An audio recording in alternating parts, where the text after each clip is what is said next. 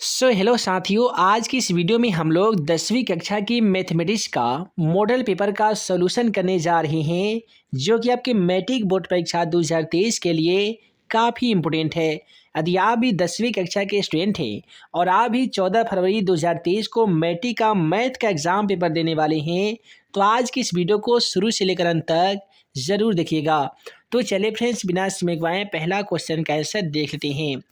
है दोस्तों, आज का पहला सवाल क्वेश्चन नंबर 1 कहता है कि बिंदु -3, +5 किस चतुर्थांश में स्थित है। याद रखिएगा, मैट्रिक का अभी तक जितना भी एग्ज़ाम पेपर हुआ है, उन सभी एग्ज़ाम पेपर में एक ऐसा सवाल ज़रूर पूछा गया है जहाँ पे आपसे पूछा जाता है कि दी गई बिंदु किस पाद में है या फिर किस चतुर्थांश में स्थित है। तो देखिए, ध्यान दीजिएगा, यदि दोनों बिंदु प्लस में दिया गया हो तो समझ लीजिए कि वह बिंदु आपका प्रथम चतुर्थांश में होगा। यदि दोनों बिंदु माइनस में दिखाई दे तो समझ लीजिएगा कि वह बिंदु तृतीय चतुर्थांश में होगा। यदि कोई बिंदु पहले माइनस बाद में प्लस हो तो ये आपका द्वितीय होता है, पहले प्लस बाद में माइनस तो ये आपका चतुर्थ होता है। तो यहाँ पे पहला ऑप्शन में दिया गया प्रथम, ऑप्शन बी में दिया गया द्वितीय, तृतीय, चतुर्थ।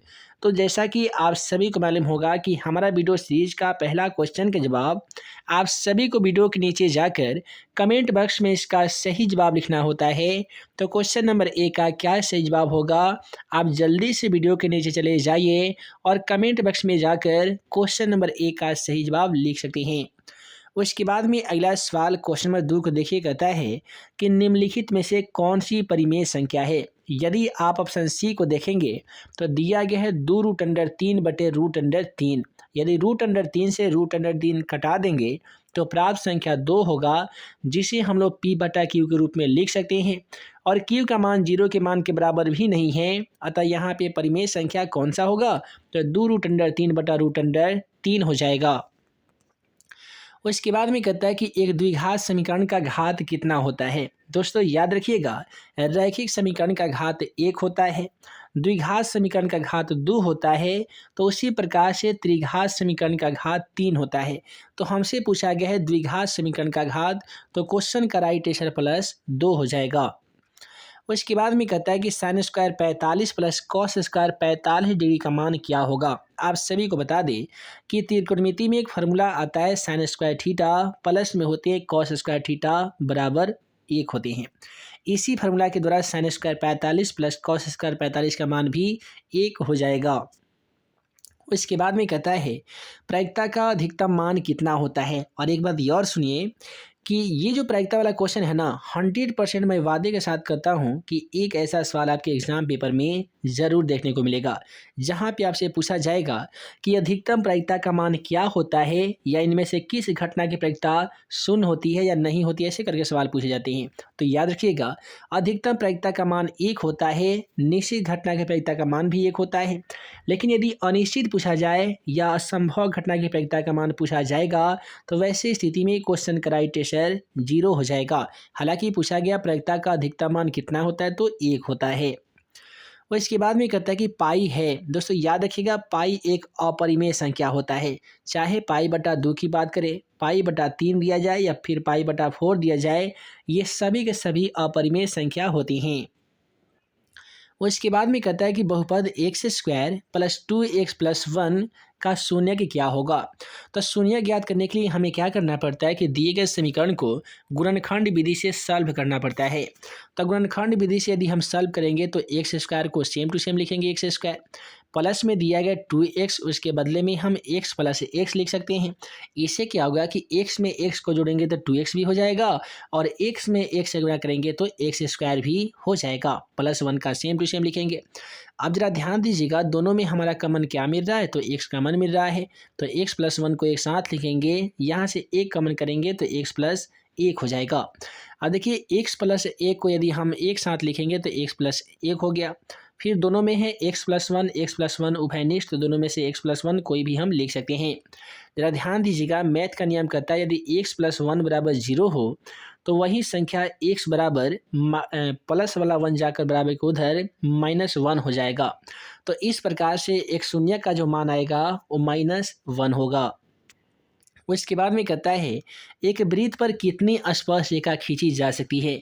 यहाँ से भी एक ऑब्जेक्टिव सवाल आपके मैट्रिक एग्जाम पेपर में पूछे जाएंगे। तो इस प्रकार से एक वृत्त बना लीजिएगा और जरा ध्यान दीजिए, इस प्रकार से इस वृत्त पर आप अनगिनत यानी अनंत स्पर्श रेखा खींच सकते हैं। इसका कोई भी लिमिट नहीं है। क्वेश्चन का राइट आंसर आपका ऑप्शन सी के साथ चला जाएगा, अनंत। लेकिन ध्यान दीजिए, यदि इसी सवाल में पूछ लिया जाता कि एक वृत्त पर किसी बाह्य बिंदु से कितनी स्पर्श रेखा खींची जा सकती है, तो याद रखिएगा इस पर 2 स्पर्श रेखा खींची जा सकती है। उसके बाद में कहता है आंकड़ा 24, 15, 22, 13, 9, 10 और 30 का परिसर क्या होगा। हमसे यहाँ से परिसर का मान पूछा गया है, तो हम क्या करेंगे कि परिसर का एक फार्मूला होता है, वह होता है ऊंची सीमा माइनस निम्न सीमा होता है। यानी जो इस आंकड़े में सबसे बड़ी जो संख्या जैसे कि 30 है, उसमें से सबसे छोटी संख्या घटा लीजिए और सबसे छोटी संख्या यहाँ पे 9 दिया गया है। अब देखिए 30 में से 9 घटाएंगे तो जाहिर सी बात है क्वेश्चन का राइट आंसर 21 होगा, और 21 ऑप्शन बी में भी दिया जा चुका है, अतः क्वेश्चन का राइट आंसर ऑप्शन बी होगा। उसके बाद में कहता है कि sine into 90 degree minus theta बराबर क्या होता है। तो याद रखिएगा कि साइन इंटू 90 माइनस थीटा बराबर कॉस थीटा होती हैं। उसके बाद में कहता है किसी घटना ई के लिए P into E plus P into E dash equal to क्या होगा। यानी किसी घटना की होने और नहीं होने की प्रायिकता का जो योग होता है वो 1 होता है। इसके बाद में कहता है कि इतनी बड़ी संख्या दे दी गई है और हमसे पूछा गया कि इसका बहुलक का मान क्या होगा। देखिए हम लोग बहुलक यानी मोड कहते किसे हैं, तो जो अधिकतम बराबरता का मान होता है वही दोस्तों बहुलक कहलाता है। यहाँ पे ध्यान दीजिएगा तो 11, 11 और 11, 11 एक ऐसी संख्या है जो इस आंकड़े में 3 बार आई हुई है। 3 बार या 3 बार से ज़्यादा बार आने वाली कोई अन्य संख्या नहीं है 11 के अलावे, इसलिए क्वेश्चन का राइट आंसर ऑप्शन सी के साथ चला जाएगा 11। उसके बाद में कहता है कि निम्नलिखित में से कौन सा बहुपद नहीं है। ध्यान दीजिएगा, एक ऐसा सवाल 100% आपके एग्जाम पेपर में पूछा जाएगा जहां पे आपसे पूछा जाएगा कि कौन सा बहुपद है और कौन सा बहुपद नहीं है। तो सबसे पहले जानिए कि कौन सी स्थिति में बहुपद नहीं होता है। कोई भी यदि ए से लेकर जेड तक का अक्षर यदि रूट के अंदर हो तो आपका बहुपद नहीं होता है। कोई भी ए से लेकर जेड तक का अक्षर यदि पावर में बटा दिया गया हो तो ये आपका बहुपद नहीं होता है। ए से लेकर जेड तक के अक्षर में पावर पे 1/2, 3/2 ऐसे करके दिया जाता है, तो ये आपका बहुपद नहीं होता है। ध्यान दीजिएगा, तो -5 एक रैखिक बहुपद है, x² प्लस √3 द्विघाती बहुपद है, x² प्लस 4x प्लस 4 द्विघाती बहुपद है। लेकिन ऑप्शन सी में देखेंगे तो x का पावर बटा में 1/2 दिया गया है, तो ये आपका बहुपद नहीं होगा। उसके बाद में कहता है कि साइन 35 डिग्री बटा कोस 55 डिग्री का मान क्या होगा। तो हम यहाँ पे क्या करेंगे कि साइन 35 डिग्री दिया गया है तो लिखेंगे साइन इंटू 90 डिग्री, अब माइनस इसमें करेंगे 35 डिग्री, तो 35 घटेगा 90 में से तो 55 बचेगा। और नीचे दिया गया है कॉस 55, उसे सेम टू सेम उतार दीजिए, कॉस 55 का कॉस 55। अब देखिए साइन किस में चेंज होता है जी, कॉस में होता है, तो हम यहाँ पे कॉस 55 डिग्री लिखेंगे। और नीचे ऑलरेडी हमारा कॉस 55 डिग्री था तो कॉस 55 डिग्री लिख दिए। अब देखिए कॉस 55 से कॉस 55 एक मरतबे कटेगा, तो क्वेश्चन का राइट आंसर ऑप्शन बी के साथ चला जाएगा 1। उसके बाद में कहता है कि -3 को -1/2, डॉट डॉट का 11वां पद ज्ञात करें। देखिए 11वां पद कैसे ज्ञात करते हैं, तो 11वां पद ज्ञात करने के लिए a प्लस 11 में से कम करेंगे 10, इसके साथ लगा देंगे d। अब देखिए यहाँ पे a का मान प्रथम पद कितना है जी, -3 है, तो -3 लिखेंगे। उसके बाद में हम d का मान लिखेंगे। d का जो फॉर्मूला होता है वह होता है a2 माइनस a1 होता है। अब देखिए a2 का मान दोस्तों -1/2 है, तो -1/2 लिखेंगे। a1 का मान -3 है, तो माइनस और माइनस मिलकर ये +3 हो जाएगा। 2 एक कैल्शियम 2 होता है, क्रॉस मल्टीप्लिकेशन करेंगे, -1 में 1 से न करेंगे तो -1 होगा, 3 में 2 से न करेंगे 6 होगा, -1 प्लस 6 मिलकर ये 5/2 होते हैं, तो 5/2 लिखेंगे, है ना जी। देखिए a का मान दोस्तों -3 था तो -3 लिखेंगे। 10 गुने d का मान है 5/2, तो 5/2 लिखेंगे। अब देखिए 2 काटेगा 10 को 5 मरतबे, 5 दूनी 10, तो ये -3 हो गया, और 5 में 5 से मना करेंगे तो ये 25 जाएगा। अब देखिए -3 प्लस 25 मिलकर कितना होता है जी, तो 22 होता है। तो क्वेश्चन का राइट आंसर 22 होगा, जो कि ऑप्शन ए में दिया गया है। उसके बाद में कहता है कि बहुपद 4x² माइनस 4x+1 के मूलों का गुणनफल क्या होगा। अब देखिए यहाँ पे मूलों का गुणनफल पूछा गया है और मूलों का गुणनफल को हम लोग अल्फ़ा इंटू बीटा कहते हैं, जिसका आसान फार्मूला C/A होता है। अब देखिए इसमें C का मान ध्यान दीजिएगा तो 1 आपको प्राप्त होगा और A का मान यहाँ पे 4 है तो हम यहाँ पे 4 लिखेंगे। इस प्रकार से मूलों का गुणनफल अल्फ़ा इंटू बीटा बराबर C/A के अनुसार क्वेश्चन का राइट आंसर 1/4 होगा, जो कि ऑप्शन बी में दिया गया है। उसके बाद में कहता है कि यदि एपी का पहला पद ए और सारो अंतर डी है तो एनवां पद का योग क्या होगा। जब भी आपसे योग पूछा जाए तो याद रखिएगा आपको एसएन का फार्मूला का यूज करना होगा, जहाँ पे ये फार्मूला होते हैं n/2 into 2a minus n-1 गुने डी होता है और n/2 into 2a plus n-1 गुने डी ऑप्शन डी में दिख रहा है, अतः क्वेश्चन का राइट आंसर ऑप्शन डी हो जाएगा।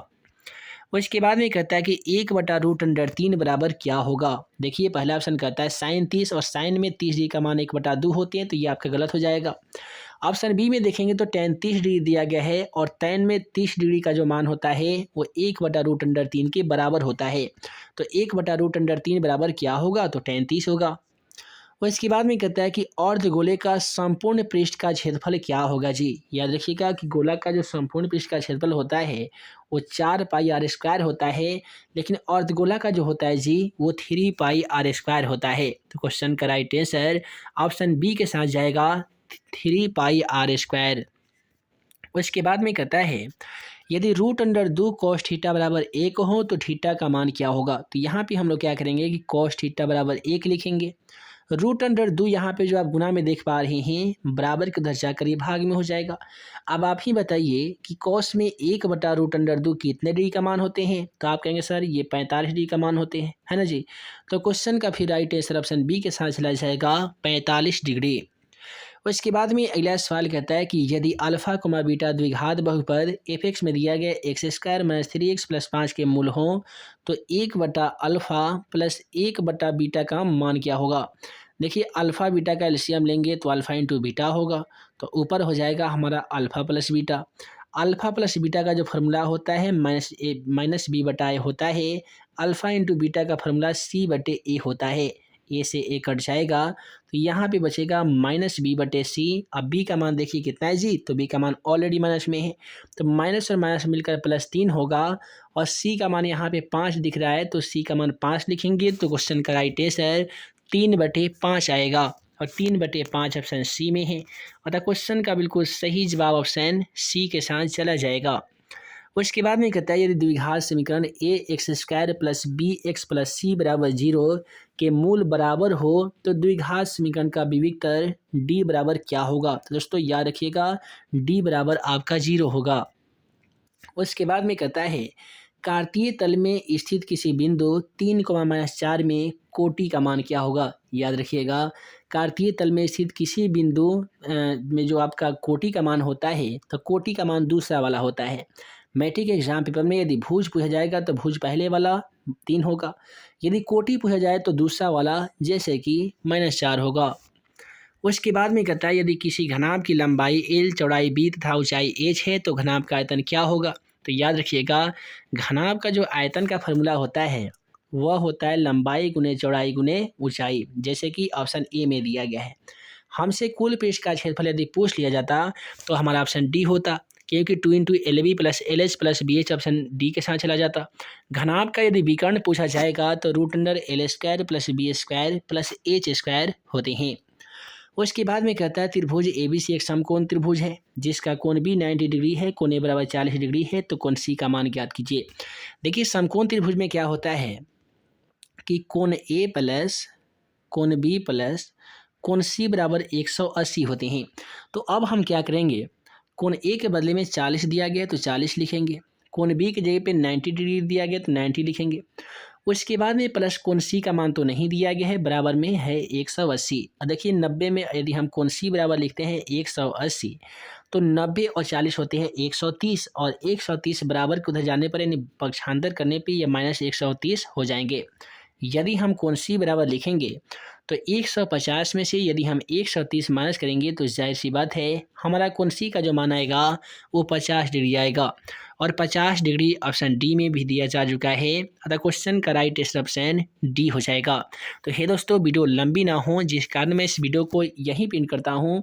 इस वीडियो में हम लोगों ने देखा 1 से लेकर मैथ का 25 तक का ऐसा इम्पोर्टेंट वीवीआई ऑब्जेक्टिव क्वेश्चन जो कि आपके मैट्रिक बोर्ड परीक्षा 2023 के लिए काफ़ी इम्पोर्टेंट था।